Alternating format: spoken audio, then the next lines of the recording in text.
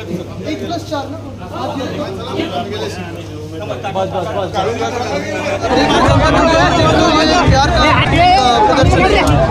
Aditya sir, भाजपाने ठाकरे आणि पवार या दोघांमध्ये लढत लावण्यासाठी जवळपास जे उमेदवार आहेत ठाकरे परिवारामध्ये दिलेले आहेत शिवसैनिकांना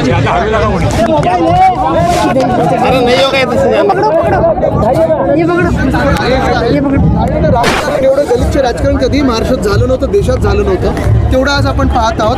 पण अजूनही भाजपा नोटबंदीवर बोलायला तयार नाही आहे, GSTवर बोलायला तयार नाही आहे, 15 लाखाचं जे खात्यात येणार त्याच्यावर बोलायला तयार नाही आहे, प्रधानमंत्री आवास योजना असेल त्याच्यावर बोलायला तयार नाही आहे.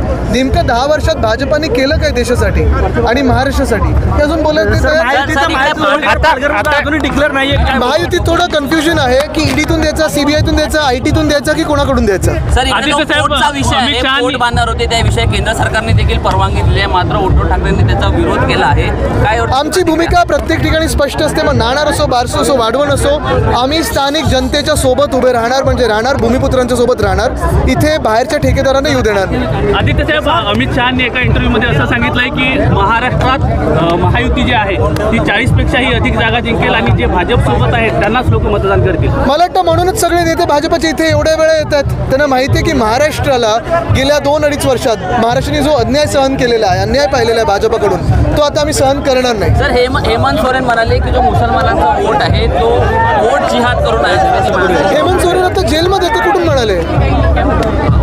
आदित्य साहेब, बहुजन विकास आघाडीने आरोप केलेला आहे की कोर्टबाबत तुमची जी भूमिका आहे ती दुटप्पी आहे. काय मला वाटतं त्यांना नक्की विचारा ते कुठच्या बाजूला आहेत, कारण जिथे सरकार असतं तिथे ते सरकत असतात. महत्त्वाची गोष्ट हीच आहे, जसं मी सांगितलं, आम्ही स्थानिक जनतेसोबत आहोत, कुठच्याही ठेकेदारासोबत राहणार नाही.